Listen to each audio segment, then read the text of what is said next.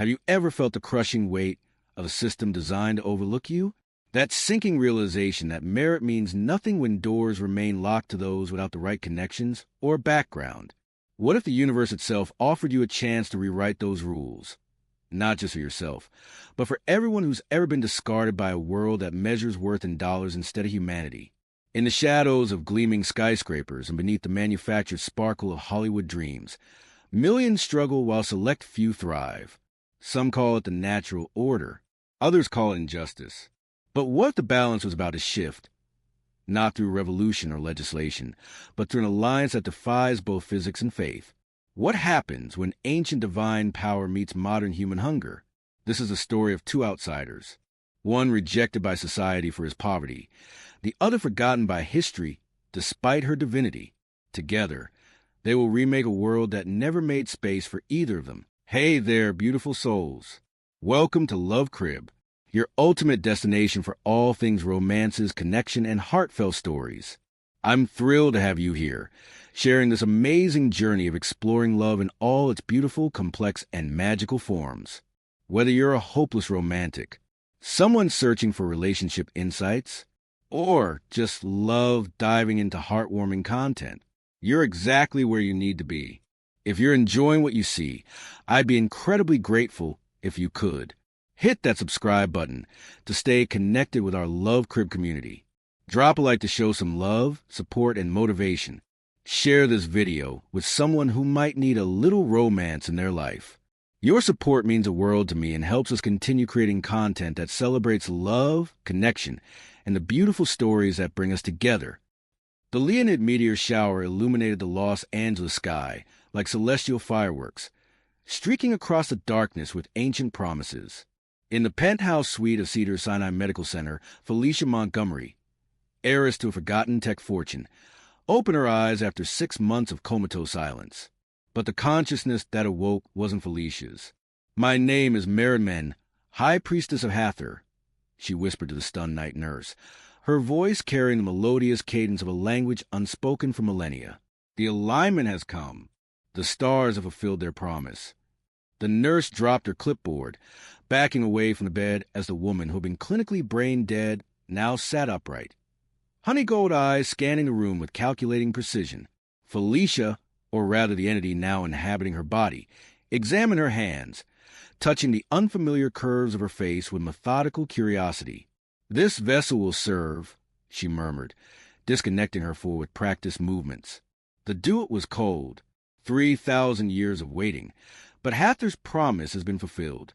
20 minutes later, security footage captured her walking barefoot through the hospital's east entrance, past guards who would later describe feeling an overwhelming sense of deference despite her hospital gown and disheveled appearance.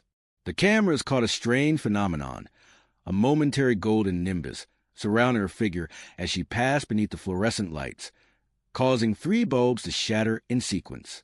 By dawn, facial recognition algorithms tracked her to the Egyptian consulate, where she requested a private audience with the cultural attaché. The consulate internal cameras recorded only static during their 3-hour meeting, but audio surveillance captured fragments of conversation in a dialect of Middle Egyptian that only 3 living scholars could comprehend. Analysis by Cairo University's linguistics department would later confirm authenticity of speech patterns consistent with New Kingdom pronunciation, specifically from the Ramessid period. The cultural attaché emerged from the meeting visibly shaken, making 3 phone calls to private numbers in Egypt before personally escorting Felicia to a secure room in the basement archives. He returned alone 2 hours later, instructing his staff that their visitor had diplomatic immunity and was not to be questioned about her lack of modern identification. 3 days later, she emerged with a diplomatic passport and access to previously unknown bank accounts tied to pre-World War II Egyptian gold reserves. The transaction log showed a transfer of $1.7 billion to newly established accounts at Goldman Sachs and J.P. Morgan. Funds explained in official documentation as cultural patrimony reclamation, dating back to excavations conducted during the British occupation. Within a week, she had established residence in a Beverly Hills mansion that hadn't been on the market, persuading the tech billionaire owner to sign over the deed in exchange for a small leather pouch containing what forensic analysis would later determine to be sand from the original lighthouse of Alexandria, a substance the former owner claimed gave him visions of markets yet to come. The deed transfer bypassed normal real estate procedures through an arcane diplomatic provision that hadn't been invoked since 1943. Felicia spent her first month in seclusion, absorbing modern knowledge through a methodical consumption of digital information. Security footage from her mansion showed her sitting motionless before multiple screens for up to 19 hours without breaks, her eyes tracking data at speeds a human ophthalmologist would later declare physically impossible. Her only visitors were a series of tutors, specialists in finance, technology, and international law, who entered looking confident and left looking disoriented, with bank accounts mysteriously enriched and memories fragmented. Dr. Sarah Chun, a neurologist who had treated Felicia during her coma, attempted to make contact 3 times, concerned about the miraculous recovery. Each time, she was turned away by security. On her 4th attempt, she was granted a 15-minute audience that stretched to 3 hours. Dr. Chin emerged with no memory of the conversation, but carrying a research grant for $4.2 million to study consciousness transference mechanisms and a jade amulet that carbon dating would later determine originated from the Middle Kingdom period. While Felicia, the name she adopted for modern convenience, built her foundation in the sunlit world of privilege, Peter Sunderland shivered in the damp basement of a condemned warehouse in Venice Beach. The 28-year-old mechanic had been living in his rusted Corolla for 3 months, ever since his landlord had tripled the rent on his East Hollywood studio. Ohio seemed a lifetime ago, though it had been only 18 months since he'd sold everything to chase California dreams that evaporated like morning dew under the harsh sun of economic reality. His journey from Youngstown had been marked by steadily diminishing hopes. The son of an auto worker laid off after 30 years at the plant and a school cafeteria cook who died from diabetic complications after losing her health insurance, Peter had inherited little except a talent for fixing things and a simmering resentment of systems designed to fail people like his parents. His community college degree in mechanical engineering, earned through night classes while working full-time, had promised opportunity in California's tech economy. The reality of a succession of exploitative gigs, each paying less than the last as the state's cost of living consumed his savings like a hungry beast. Tonight, he was bypassing the security system on an industrial air conditioning unit that hadn't worked since the Obama administration. The building's owner, a slumlord who collected rent from undocumented workers living in code-violating conditions upstairs, had offered him $300 cash and temporary shelter in the basement if he could restore cooling before a heat wave hit the following week. Peter wiped grease from his hands as he finished repairing the ancient HVAC system.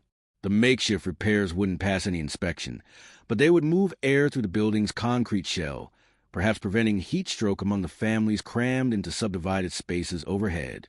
The owner paid cash, half what a licensed technician would charge, and turned a blind eye to Peter's makeshift living quarters among the discarded machinery.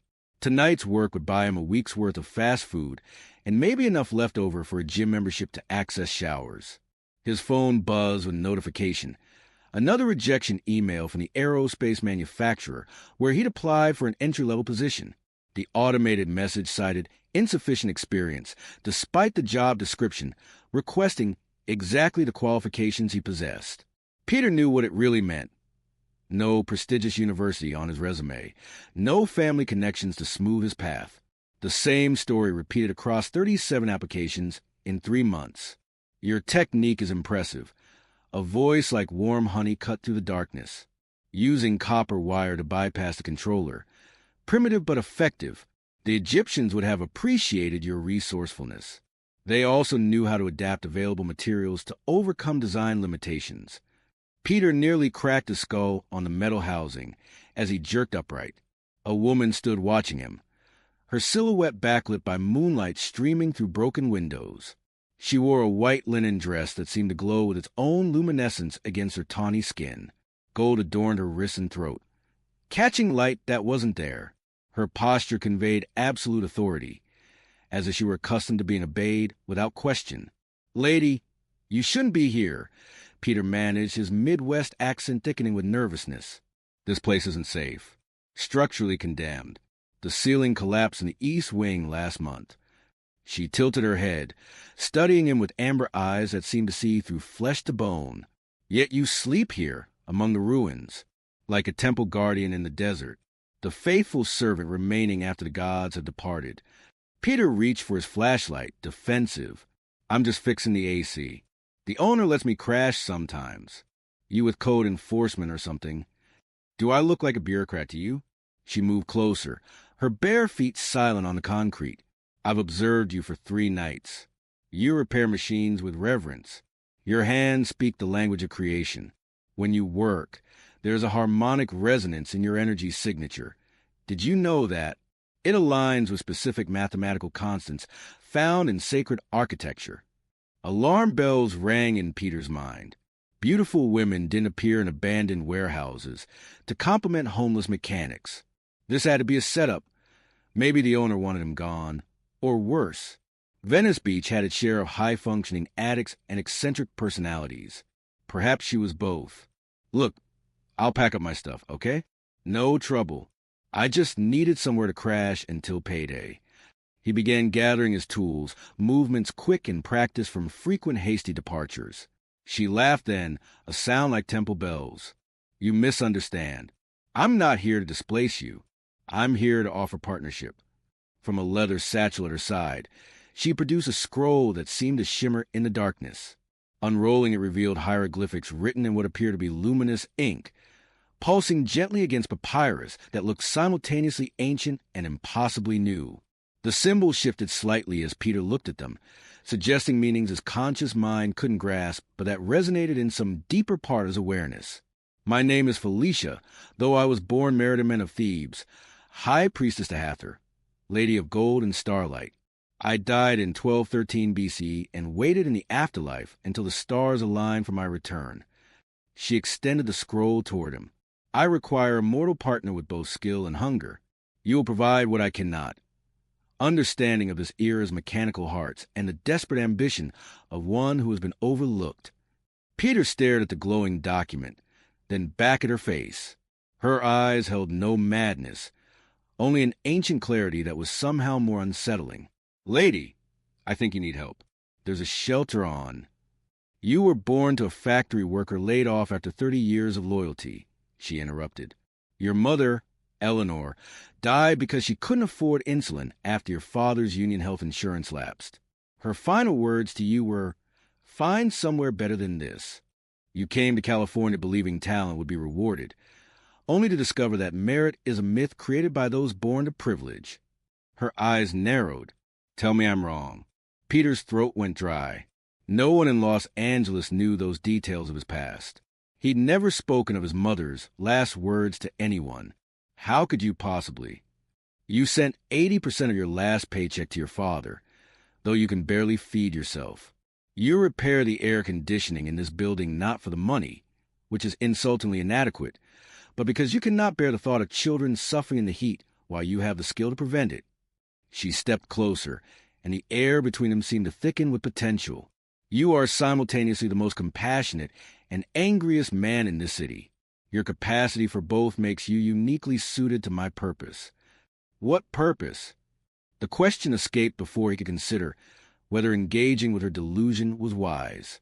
Rebalancing. She traced a symbol in the air between them, leaving a momentary afterimage like static electricity. This world is tilted too far toward those who hoard without creating. The scales must be adjusted. And what do you get out of partnering with a homeless mechanic? Peter's natural skepticism reasserted itself. If you're really some ancient priestess with magic powers, seems like you could pick anyone. CEOs, politicians, people with actual influence. Those born of power rarely understand its purpose. They've never hungered, so they cannot truly appreciate abundance. She studied him with those impossible eyes. Last month, a woman left you at Denny's when she discovered you arrived by bus. She called you a loser in a text message you still haven't deleted. You read it sometimes before sleep, using the pain to sharpen your resolve. I need that hunger, that wound that refuses to heal. Complacent souls make poor vessels for transformation. His hands trembled. the specificity of her knowledge stripped away his defensive rationality. "What are you?" "I told you, a goddess reborn with purpose." She gestured at the scroll. "Sign this pact, and I will give you wealth beyond imagination, power beyond measure. In return, you will help me navigate this world's constraints and serve as my anchor to humanity. Without a mortal partner, my energy would eventually destabilize in this realm. I require your perspective and your inherent connection to the Earth's current patterns." Moonlight illuminated the ancient papyrus, the hieroglyphics seeming to dance with impossible life. Peter's rational mind screamed warnings. This was madness, a hallucination born of stress and poor nutrition, perhaps even carbon monoxide poisoning from the old heating system. Yet something deeper recognized a truth his modern sensibilities couldn't process. "What happens if I refuse?" "I find another partner. You continue your current trajectory." Her voice held no judgment. "Perhaps you'll overcome the systemic barriers through exceptional perseverance. Statistically unlikely, but not impossible. More probably, you'll join the growing ranks of the formerly middle class who never recover from downward mobility. Your talent wasted, your compassion eventually hardened into resignation." Later, Peter would tell himself he had nothing to lose. In truth, something in her eyes promised answers to questions he hadn't known how to ask, about justice, about purpose, about why some were chosen for greatness while others were condemned to struggle. He took the pen she offered, a strange instrument made of gold and crystal, and signed his name where she indicated, the English letters looking alien against the ancient symbols surrounding them. The characters around his signature glowed brilliantly before sinking into the papyrus, leaving no trace. Felicia smiled, and for a moment, Peter glimpsed something ancient and terrible behind her human mask, a power that had watched empires rise and fall like waves on sand. "The pact is sealed," she said, rolling the scroll. "Tomorrow we begin." A golden light enveloped them both, and the last thing Peter remembered was the sensation of falling upward into an endless sky filled with unfamiliar constellations. Peter awoke to sunlight streaming through floor-to-ceiling windows overlooking the Pacific. For a disorienting moment, he thought he was dreaming. The king-size bed with Egyptian cotton sheets was a universe away from his nest of blankets in the warehouse. Then he remembered. The woman. The contract. The golden light that had enveloped them both before he lost consciousness. He explored the bedroom cautiously, fingers trailing over marble surfaces and hand-woven textiles worth more than his annual income in better times.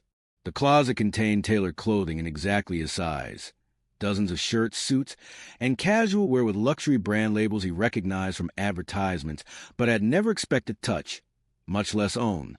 On the dresser sat a wallet containing identification in his name, credit cards from exclusive financial institutions, and $10,000 in cash.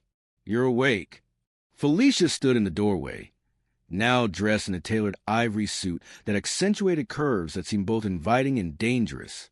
Her hair was arranged in an elegant style that somehow evoked both modern sophistication and ancient formality. "We have much to accomplish today."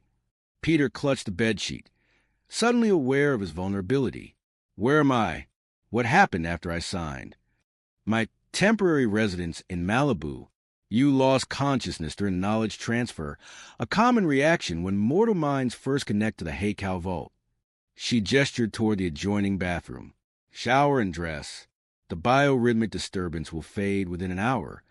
The Malibu property, she explained over breakfast served by staff who appeared and disappeared with practiced invisibility, was merely their temporary headquarters, acquired overnight through means she described only as persuasion.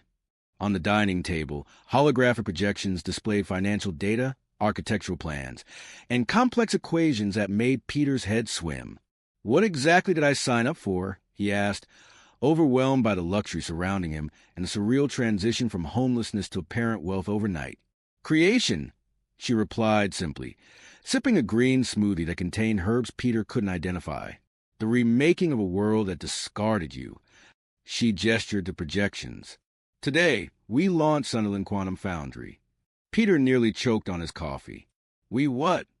"Your name will be the human face of our enterprise. I've arranged meetings with 7 venture capital firms this afternoon."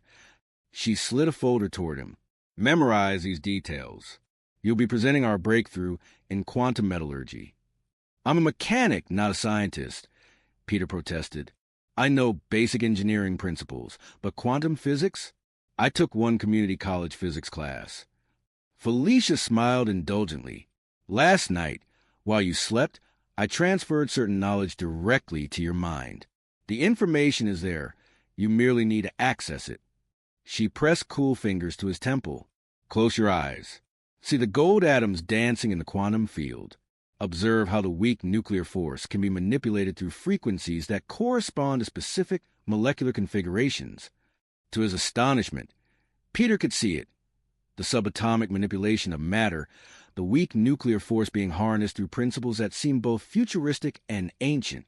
Words and concepts he'd never encountered flowed through his consciousness with perfect clarity. Quantum state manipulation, electron valence reconfiguration, resonant frequency induction. He understood not just the theoretical frameworks, but their practical applications, as if he'd spent decades in advanced research. How is this possible, he whispered, opening his eyes to find her studying him with analytical interest. The Heikau Vault, the repository of knowledge collected over 3 millennia in the afterlife. What your scientists struggle to discover. My kind has known since before the pyramids rose. She withdrew her hand. You are now the world's foremost expert in quantum metallurgy. By tonight, you'll also understand enough about finance to recognize why our first $1 billion is merely the beginning. A sleek autonomous vehicle delivered them to Century City, where Peter found himself addressing a room of venture capitalists whose combined net worth exceeded the GDP of several nations. Dressed in a suit that cost more than his car, he explained breakthrough technology that hadn't existed 24 hours earlier with the confidence of a seasoned physicist. The process fundamentally alters our understanding of matter itself, he explained, watching their skeptical expressions transform to astonishment as he demonstrated the device Felicia had prepared, a handheld mechanism that transformed ordinary silicon into flawless diamond through quantum field manipulation. With targeted resonance at specific frequencies, we can induce electron states that reorganize atomic structures with minimal energy input. The venture capital meetings exceeded even Felicia's predictions.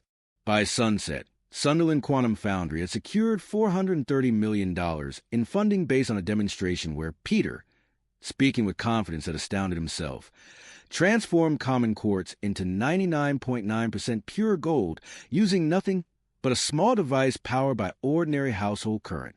The cost of production is negligible, he explained to the wide-eyed investors.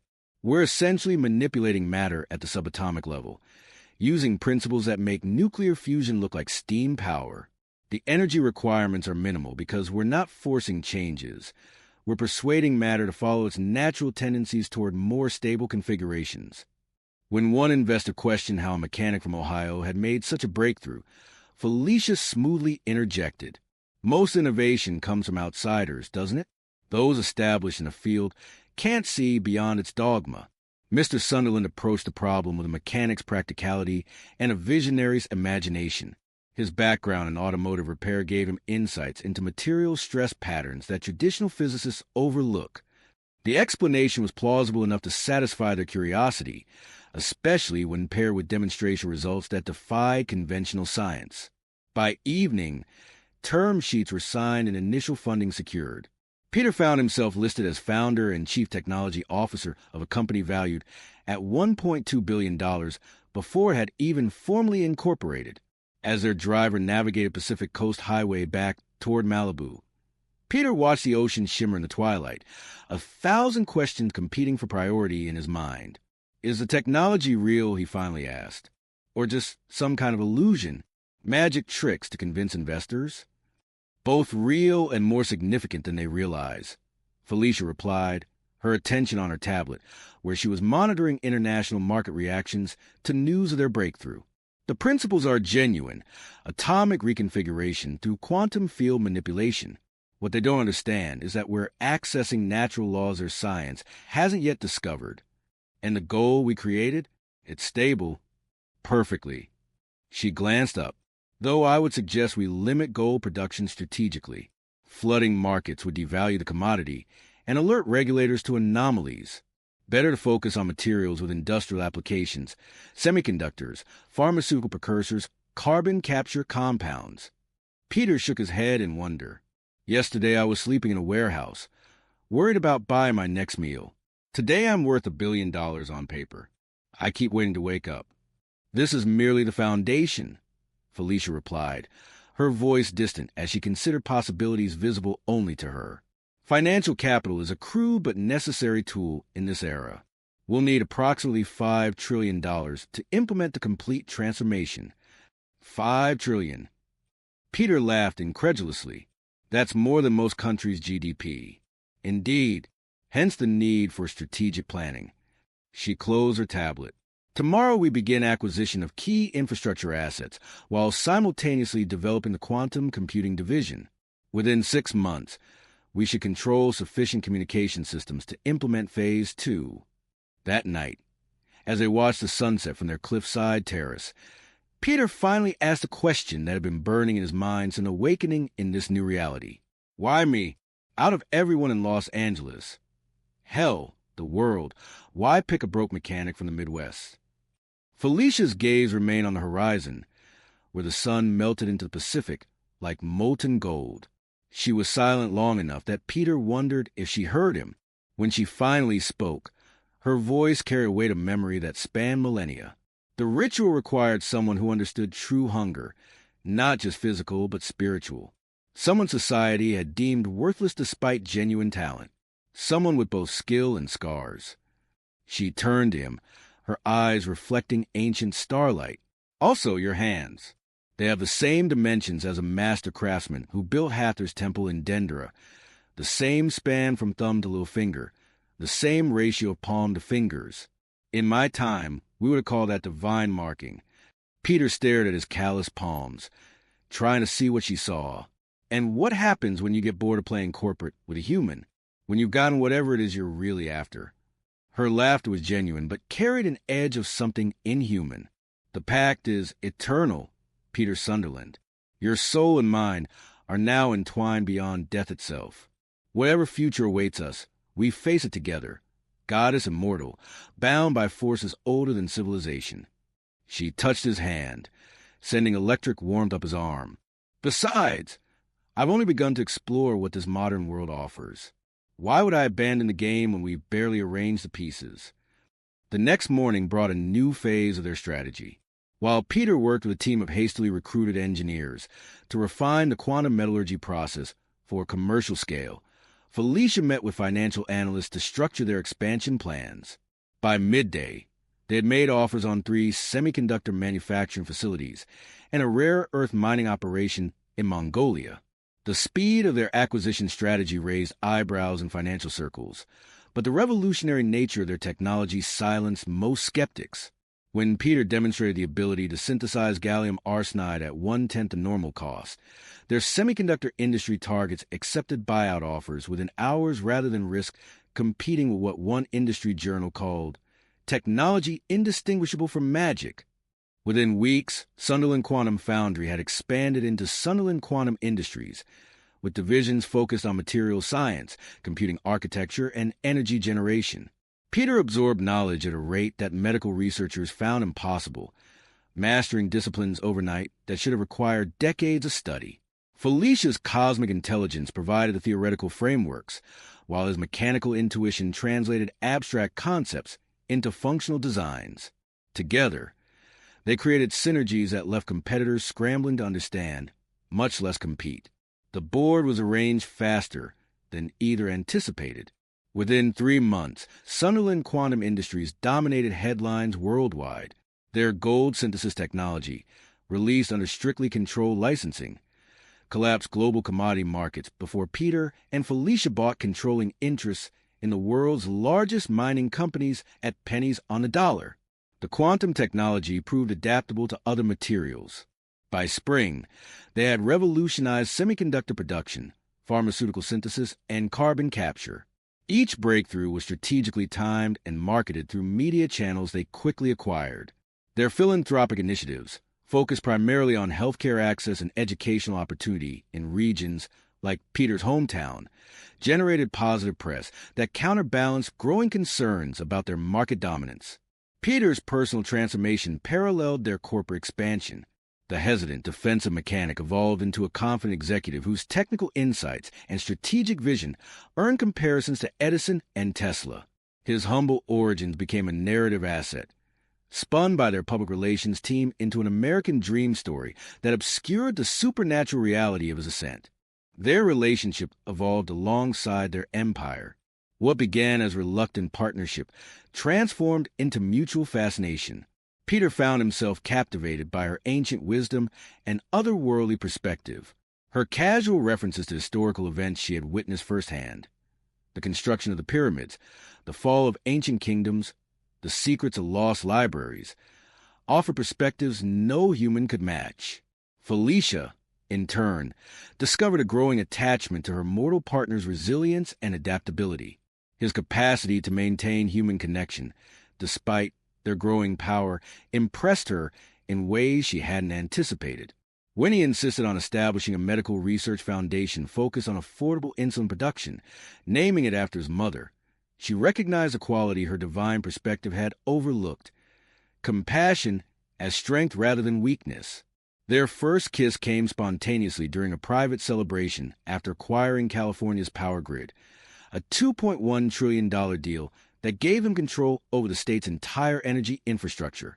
The acquisition had required legislative changes, regulatory approvals, and financial engineering that stretched the boundaries of modern capitalism, but resulted in their most significant expansion of influence yet. To the ignored mechanic and forgotten goddess, Peter had toasted, the champagne in their glasses worth more than his entire life savings before meeting her. "May we never be overlooked again," Felicia responded, her eyes glittering with something like human emotion. The kiss that followed sent shockwaves through the global markets. Though the moment was private, the surge of energy from their connection, a power signature detected by satellites and monitoring stations across the continent, triggered algorithmic trading systems programmed to respond to unusual energy patterns. By morning, their conglomerate stock had jumped 17%, adding another $800 billion to their net worth. Neither had expected the depth of connection that sparked between them, goddess and mortal finding in each other something their separate worlds had never provided. For Peter, she represented the embodiment of cosmic justice, the force that had recognized his value when human systems had not. For Felicia, he offered grounding in human experience that 3 millennia in the afterlife had nearly erased from her understanding. As spring turned to summer, their empire expanded beyond conventional corporate boundaries. The Sunderland Hathor conglomerate, as financial press had begun calling it, despite no official use of Felicia's divine identity in corporate documentation, controlled key infrastructure across California and was rapidly expanding into adjacent states. Their quantum computing division had produced processors that rendered conventional systems obsolete, while their energy technology had reduced Los Angeles' carbon emissions by 76% in under 6 months. Peter sometimes found himself standing at the window of their penthouse headquarters, looking down at a city that had once rejected him, now increasingly shaped by his vision and Felicia's supernatural guidance. The mechanic, who couldn't afford apartment rent now, helped direct the flow of trillion-dollar investments. The eternal priestess who had waited millennia for resurrection now wielded power that made pharaohs seem provincial by comparison. Their partnership had transcended its original terms, becoming something neither had fully anticipated, a fusion of mortal insight and divine perspective that promised to reshape civilization itself. As summer heat shimmered over the city, they increasingly controlled. Both sensed they were only beginning to understand the true potential of their eternal pact. Power attracts attention, both wanted and unwanted. As the Hathor-Sunderland empire expanded, so did the forces aligned against them.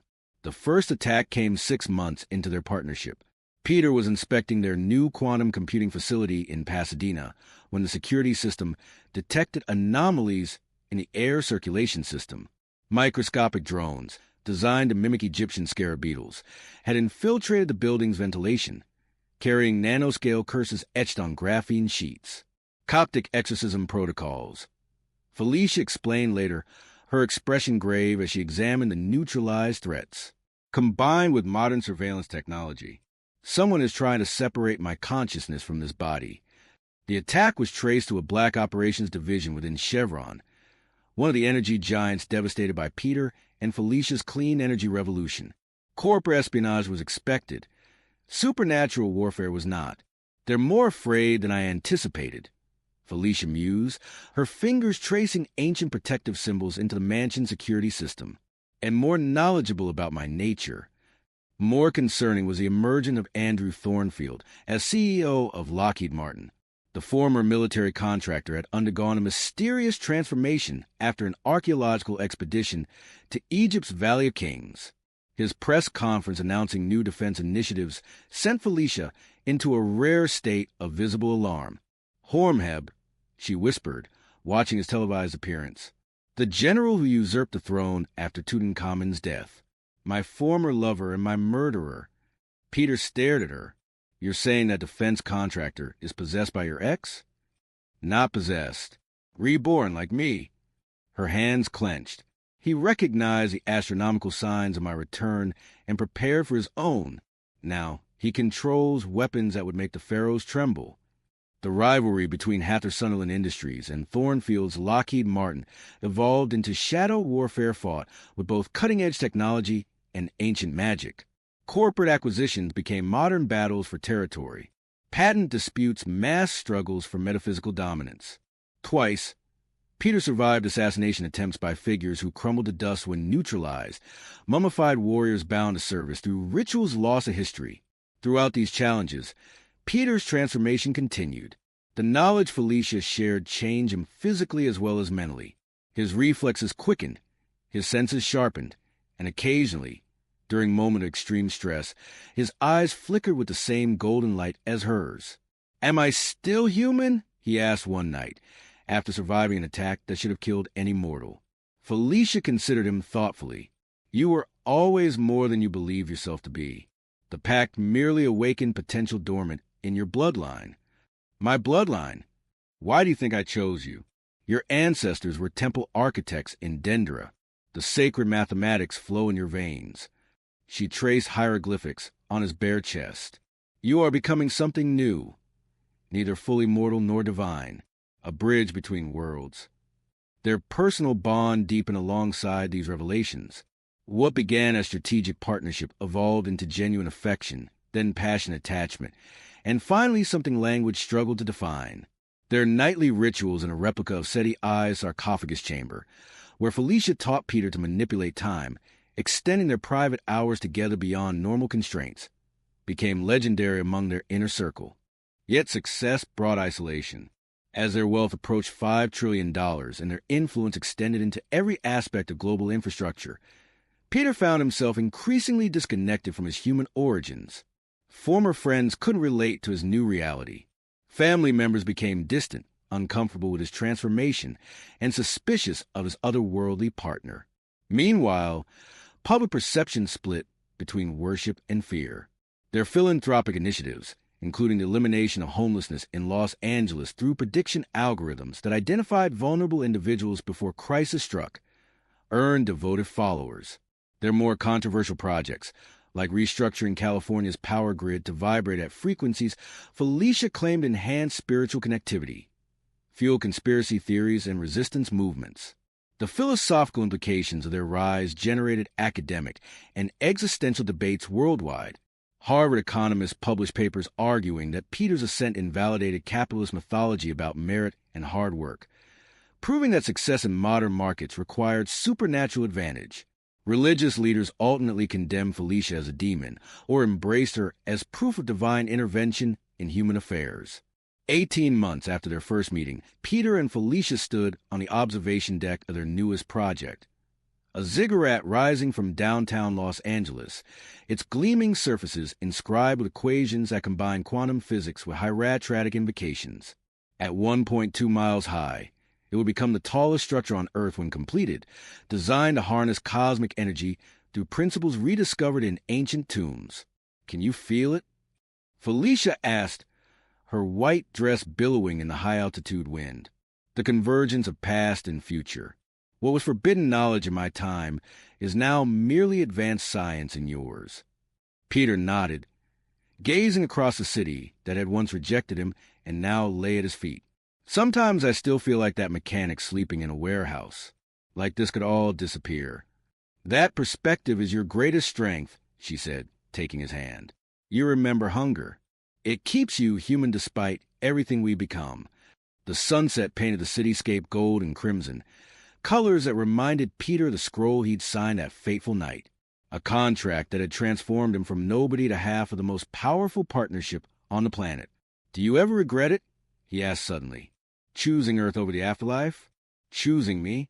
Felicia's ancient eyes softened. The do-it was stagnant perfection, unchanging, unchallenging. This world, with all its flaws and wonders, offers something the afterlife cannot: growth. Her fingers interlaced with his. And you, Peter Sunderland, offer something no god or pharaoh ever could: the perspective of a soul who climbed from darkness into light.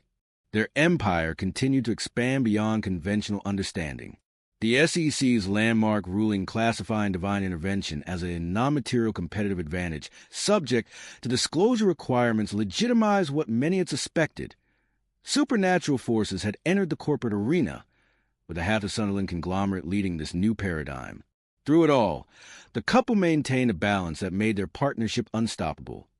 Her cosmic perspective tempered by his human practicality, his innovative drive amplified by her ageless wisdom. Their love, improbable, impossible, yet undeniable, became a force that reshaped markets, technology, and ultimately human potential itself. As Los Angeles transformed into a test case of their vision of civilization, clean energy powering experimental communities where technology and mysticism merged seamlessly, other cities began soliciting their intervention. The Hather Sunderland model development, with its fusion of quantum science and metaphysical principles, promised a future where scarcity itself might become obsolete. Not everyone welcomed this new world order. Resistance movements formed, arguing that humanity was surrendering its autonomy to powers beyond comprehension. Religious fundamentalists proclaimed the end times. Traditional power structures, governments, corporations, military establishments, found themselves increasingly relevant in a world where two individuals controlled resources that dwarfed national economies. Yet for Peter and Felicia, standing at the pinnacle of their impossible achievement, these were merely expected growing pains, the necessary friction of evolution. Their pact had transcended its original terms, becoming something neither could have anticipated, a blueprint for human ascension. What comes next?